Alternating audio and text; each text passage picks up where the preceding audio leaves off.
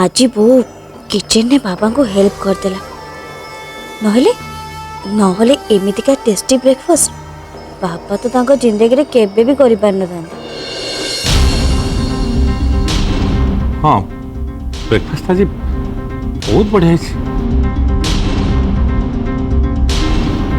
आपण माने मते क्षमा कर दियंतु।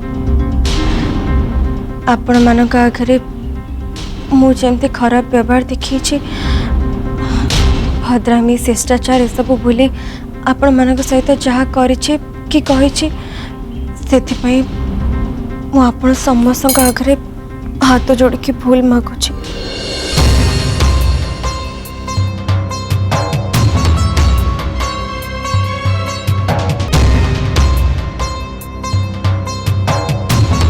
विशेष करे चंदन तमे काली रात्रे मो ऊपर रागी कि तमे रूम छाड़ी के चली आसिल से मते बहुत कष्ट लगे से विषय भाभी कि मते रात्रे नींद भी हेलानी चंदन।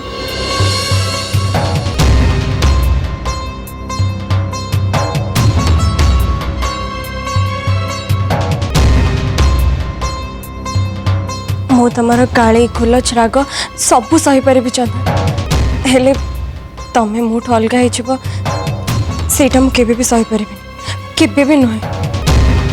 चंदन ये कौन शुणुची कल तू तो रूम शोन देख बाबा स्वामी स्त्री भितर एमती झगड़ा हुए जदि भी किसी प्रोब्लेम हुए तेरे तुम दी जन के भितर कथबार्ता कर बुझाणा कर सॉर्ट आउट कर इट डजंट मीन तू तो रूम छाड़ी आउ को रूम रे शोबू। It will be better please return back to your own room.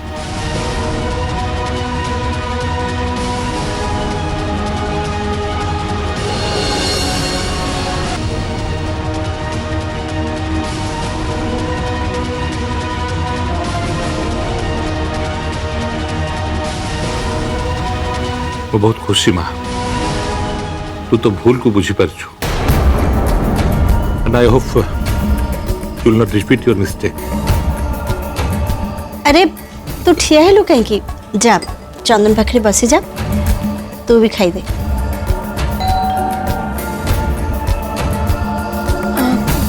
मु देखुची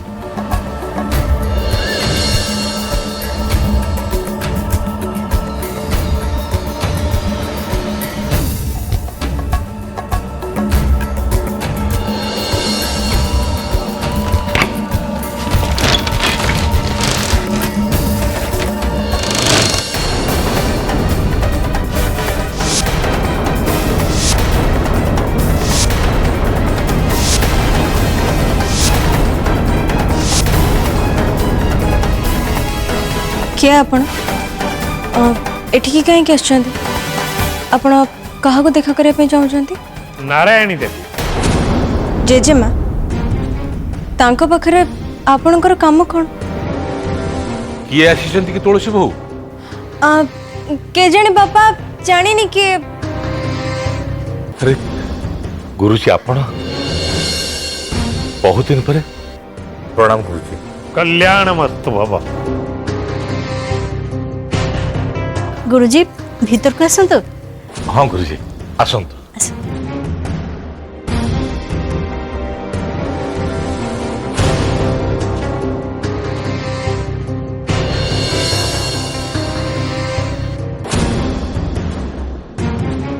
प्रणाम गुरुजी।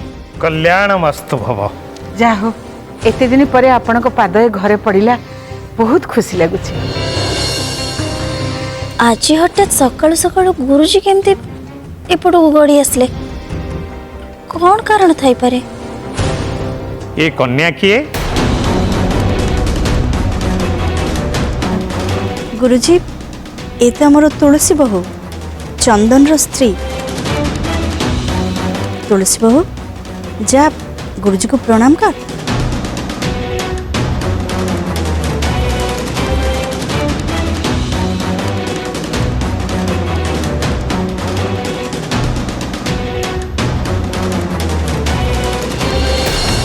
ହେଲା ହେଲା ମା ଏବେ ଉଠ।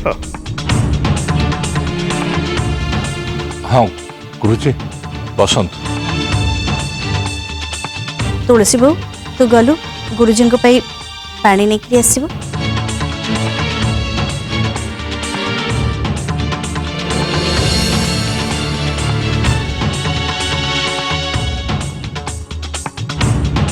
ଏଇ ବାଟେ ଯାଉଥିଲି ତ ଭାବିଲି ଆପଣ ମାନଙ୍କୁ ଟିକେ ଦେଖା କରିଦେଇ ଯିବି।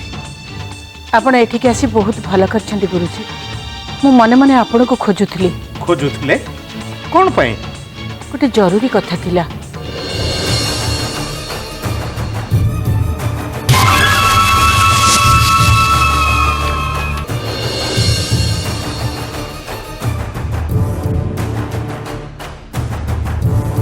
ଏ ଲୋକଟା କିଏ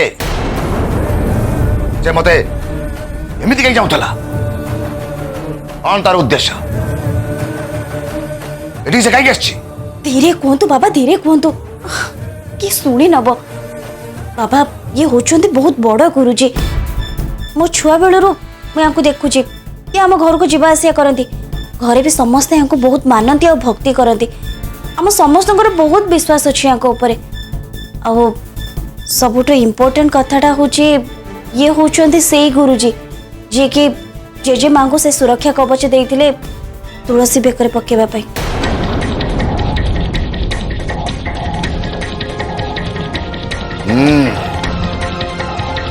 ଇଏ ତାହେଲେ ଏଇ ଶକ୍ତି ଏଠି କାହିଁକି ଆସିଛି?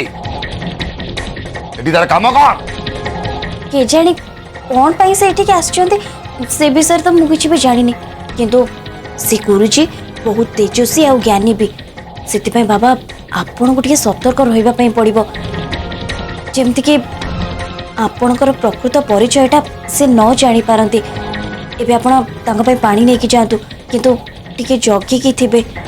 ତା ନହେଲେ ଆପଣଙ୍କ ପରିଚୟ ଯଦି ସେ ଜାଣିଦେବେ ନା ତାହେଲେ ସବୁ ଗଡ଼ବଡ଼ ହେଇଯିବ।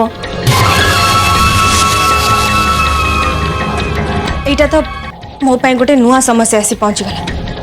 ଆରେ ତମ ଘରେ ତ ମୋ ପାଇଁ ସମସ୍ୟା ପରେ ସମସ୍ୟା ଆସି ପହଞ୍ଚି ଯାଉଛି। ତମ ଘରେ କ'ଣ ମୋ ପାଇଁ ସବୁବେଳେ ସମସ୍ୟା ଗୁଡ଼ା ଥାକ ହେଇକି ମରା ହେଇଛି? ଗୋଟେ ସମସ୍ୟାର ସମାଧାନ ହେଇନଥିବ ଆଉ ଗୋଟେ ସମସ୍ୟା ଆସି ପହଞ୍ଚି ଯାଉଛି। ଏମାନଙ୍କର କ'ଣ କିଛି କାମ ଧନ୍ଦା ନାହିଁ? ବାବା ଏମିତି ବ୍ୟସ୍ତ କାହିଁକି ହଉଛନ୍ତି? ଏମିତି ସିଚୁଏସନରେ ଟିକେ ଧୈର୍ଯ୍ୟ ନ ଧରିଲେ କେମିତି ହବ? ସତ କହୁଛି, ରାଣ ମା ମଶାରୀ ଚଣ୍ଡୀର ମୋର ଆଉ ଧୈର୍ଯ୍ୟ ନାହିଁ। ଆଉ ମୋର ଧୈର୍ଯ୍ୟ ନାହିଁ। ଗୁରୁଜୀ ଆପଣ ମତେ ଯୋଉ ରକ୍ଷା କବଚଟା ଦେଇଥିଲେ ସେଇଟା ପାଣି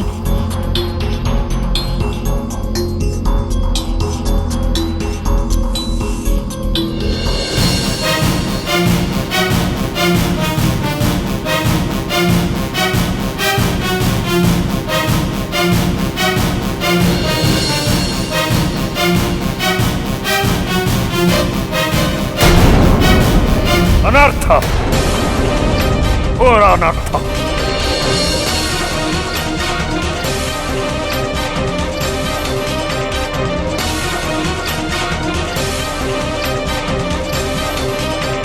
गुरुजी ଆପଣ ଏମିତି ହଠାତ୍ ରାଗି କେଉଁଠି ହେଇଗଲେ? ଏ ଘରେ ତମ ସମସ୍ତଙ୍କ ଉପରେ କୌଣସି ଏକ କାଳି ଶକ୍ତିର ଛାୟା ବେଢ଼ିକି ରହିଛି। ସେ ତୁମ ସମସ୍ତଙ୍କର ସର୍ବନାଶ କରିବା ପାଇଁ ତୁମରି ମାନଙ୍କ ଭିତରେ ଜଣା ହିଁ ରହିଛି। ତାର ଦୁଷ୍ଟ ମାୟା ଶକ୍ତି ବଳରେ ସେ ଘରର ସୁଖ ଶାନ୍ତି ନଷ୍ଟ କରିବାକୁ ଚାହୁଁଛି। এটা କେମିତି ସମ୍ଭବ କରୁଛି? ଏ ଘରେ ସମସ୍ତେ ତ ନିଜ ଲୋକ ରହୁଛନ୍ତି। ଏଇ ଯୋଉ ଝିଅଟି ଠିଆ ହେଇଛି ତୁଳସୀ, ତାକୁ ତ ଆପଣ ଆଗରୁ ଭେଟି ସାରିଛନ୍ତି। ତା ଛଡ଼ା ତ ଏ ଘରେ ଆଉ କେହି ବି ବାହାର ଲୋକ ନାହାନ୍ତି।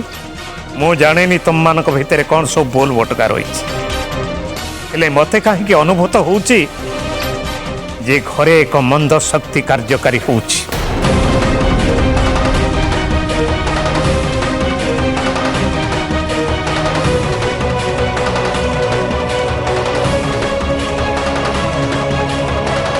ଖାଲି ମନ୍ଦ ନୁହେଁ, ଘୋର ଅଶୁଭ, ସର୍ବନାଶ କରିଦେବ।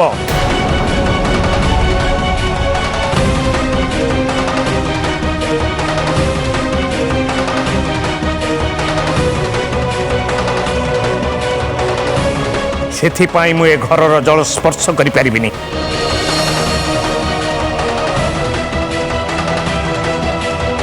କାହିଁକି ନା ଏ ଘର ପବିତ୍ର ହେଇଯାଇଛି। ଏଠି ମୁଁ ମୁହୂର୍ତ୍ତେ ବି ରହିବା ପାଇଁ ଚାହୁଁନି।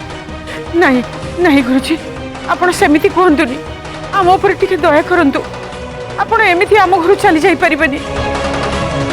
ଆମକୁ ଆମକୁ ଏ ଅଶୁଭ ଶକ୍ତି କବଳରୁ ରକ୍ଷା କରନ୍ତୁ ଗୁରୁଜୀ। ତା ପାଇଁ ଆମକୁ କିଛି ଉପାୟ ବତେଇ ଦିଅନ୍ତୁ।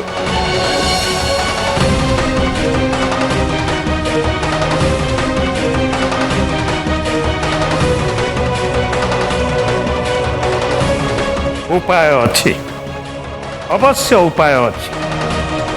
କାଲି ସୋମବାର, କାଲି ତୁମ ସମସ୍ତଙ୍କୁ ଶିବ ମନ୍ଦିର ଆସିବାକୁ ପଡ଼ିବ। এই ଶିବ ମନ୍ଦିର ଯୋଉଠି ଏ ଘରର ସମସ୍ତ ଶୁଭ କାର୍ଯ୍ୟ, ପୂଜା ବ୍ରତ ଆଉ ମାନସିକ କରାଯାଏ। କାଲି ସେହି ଶିବ ମନ୍ଦିରରେ ଏ ପରିବାରର ମଙ୍ଗଳ ପାଇଁ ଏକ ମହାମୃତ୍ୟୁଞ୍ଜୟ ଯଜ୍ଞ ଆରମ୍ଭ କରିବାକୁ ପଡ଼ିବ। ତମ ସମସ୍ତଙ୍କୁ 1008 ନାମ ଜପ କରିବାକୁ ପଡ଼ିବ। ତାହେଲେ ଯାଇ ସେ ଘୋର ସଙ୍କଟମୟ ଘର ଭିତରୁ ତମେ ମାନେ ମୁକୁଳି ପାରିବ।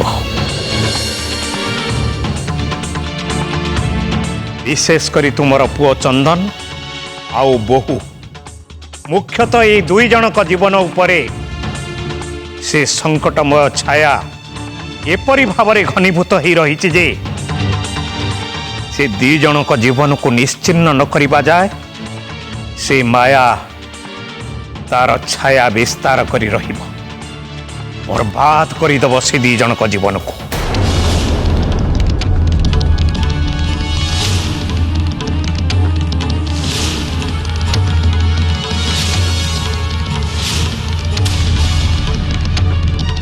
ଗୁରୁଜୀ, ଆପଣ ଯେମିତି କହିବେ ଆମେ ସମସ୍ତେ ସେମିତି କରିବୁ। କାଲି ଆମେ ନିଶ୍ଚୟ ସମସ୍ତେ ମନ୍ଦିରକୁ ଯିବୁ।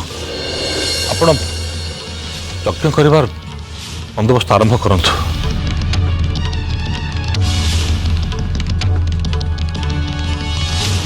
ଓಂ ତ୍ର୍ୟମ୍ବକଂ ଯଜାମହେ ସୁଗନ୍ଧିଂ ପୁଷ୍ଟିବର୍ଧନಂ ଉର୍ବାରୁକମିବ ବନ୍ଧନାତ୍ ମୃତ୍ୟୁର୍ମୁକ୍ଷୀୟମୃତା।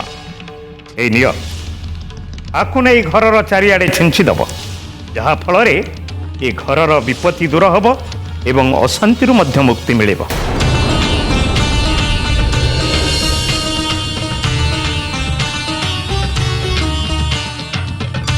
ଶୁଣିଲ ତ ସମସ୍ତେ, ଗୁରୁଜୀ କ'ଣ କହିଗଲେ? କାଲି ସମସ୍ତେ ଶିବ ମନ୍ଦିରକୁ ଯିବେ। ମତେ ତ ଲାଗୁଛି ଯେ ପଇସା କମେଇବା ପାଇଁ ପଣ୍ଡିତ ମାନଙ୍କର ଏଗୁଡାକ ସବୁ ହଉଛି ଗୋଟେ ଗୋଟେ ବାହାନା, ସୁଚିନ୍ତିତ ଯୋଜନା, ଖାଲି ପ୍ଲାନିଂ।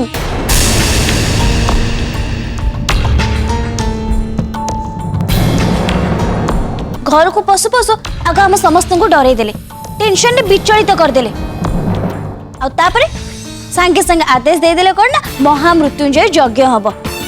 ଆଉ ତାପରେ ଆମେ ସମସ୍ତେ ଧାଇଁ ଯିବା ମନ୍ଦିରକୁ, ଆଉ ତାପରେ ସେ ତାଙ୍କ ପ୍ଲାନରେ ସକ୍ସେସ୍ ହେଇଯିବେ।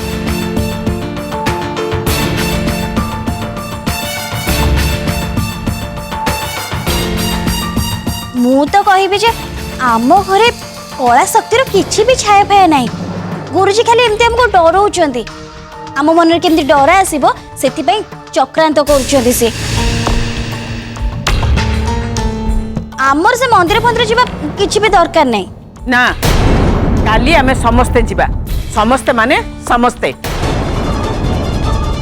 କ'ଣ ତୁଳସୀ ବୋହୂ, ତୁ କାଲି ଆମ ସହିତ ଯିବୁ ତ?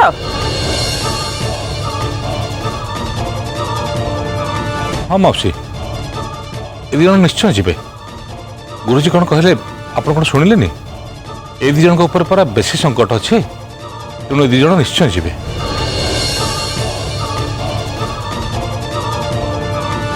ମୁଁ ଏ ଗଙ୍ଗା ଜଳକୁ ଏବେ ସମସ୍ତଙ୍କ ଉପରେ ଛିଞ୍ଚି ଦେଉଛି, ଯାହାଫଳରେ ସମସ୍ତଙ୍କ ଉପରୁ ସେ ଖରାପ ଶକ୍ତି ଦୂର ହେଇଯିବ।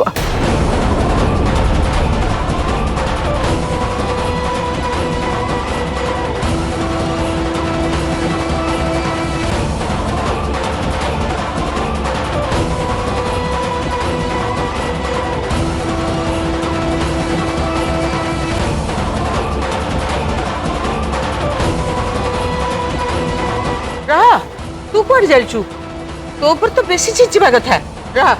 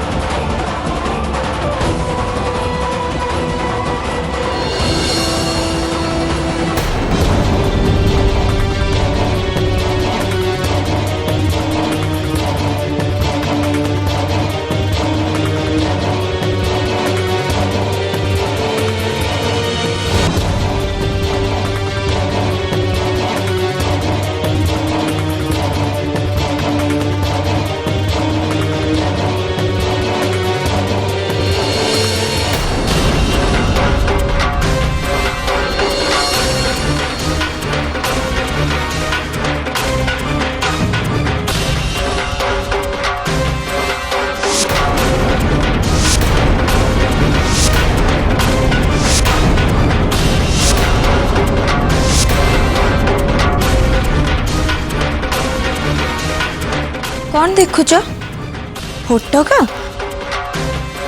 गंगा जल पड़ी जो सब फोटो का हाथ रे जाइए से सब को तुम देखुच थरे टिके भाबिल जो गंगा जल पड़वा द्वारा अशुभ शुभ हो जाए अशुद्ध शुद्ध हो जाए पाप पुण्य आ विघ्न निर्विघ्न हो जाए तम क्षेत्र रे से सब तो अलग होची तमाने तमे टिके चिंता कर तमे केते अपवित्र केते विभत्स आ केते मारात्मक एठू तमे टिके कल्पना कर भगवान का शक्ति आगे तम शक्ति केते तुच्छ केते न्यून आ केते मूल्यहीन तेणु तमे थरे चिंता कर जदि 4-5 बुंदा गंगा जल रे तुमर एमिति अवस्था हो जाउची ताले भगवान का शक्ति आगे तुमर कौन अवस्था हब तुमर पूरा सत्ता ही हजिଯିव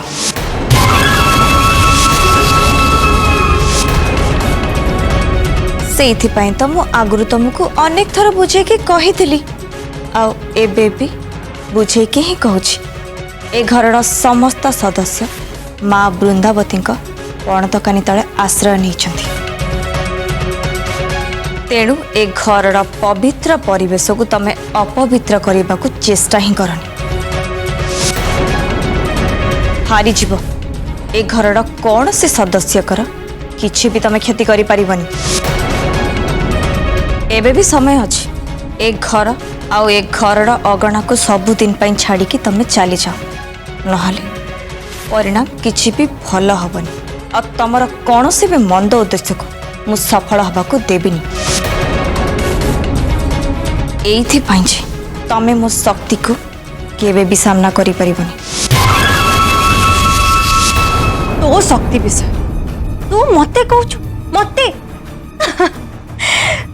सतरे जदि तो शक्तिर एते ताकत थांता ना ताहले ए घर तो अवस्था एमिति न थांता परं कह तू मो शक्ति देखिकी डरी जाऊछु तो मन रे छनका पसी जाउछि काहे कि तू बेस भल भाव जानिछु तू मो शक्ति को केबे भी मुकाबिला करि परिबो चाहिले भी तू मते घरु बाहर करि परिबो किंतु राणा मामा साणी चंटीर मु तते घरु बाहर करके ही रही खाली सती के नुहे तते ए दुनिया रू भी बाहर कर देबी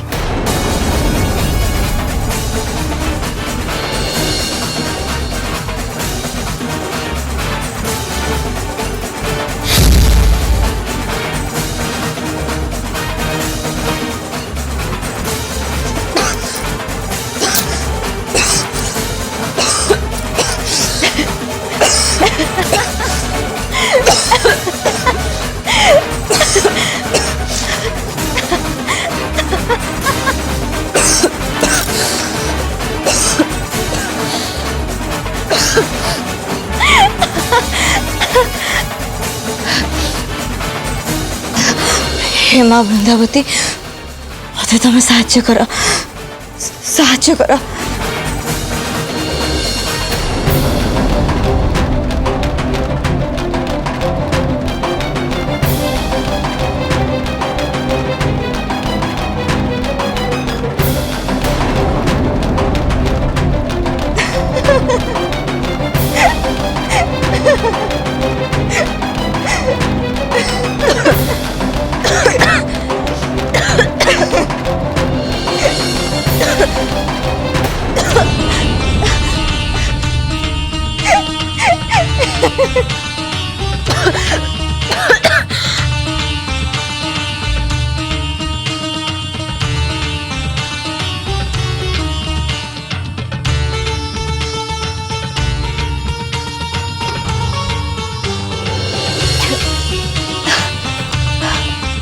କାଶୁଛି?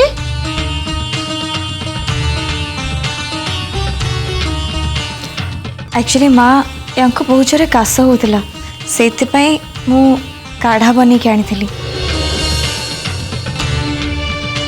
तुलसी बाबू तू केमिति अच्छु अभी तते टिके भलो लगुची तो जानछु ए तुलसी ना बहुत भलो काढ़ा तैयारी करे ठीक सेमिति जेमिति तू तैयारी करूथिलु।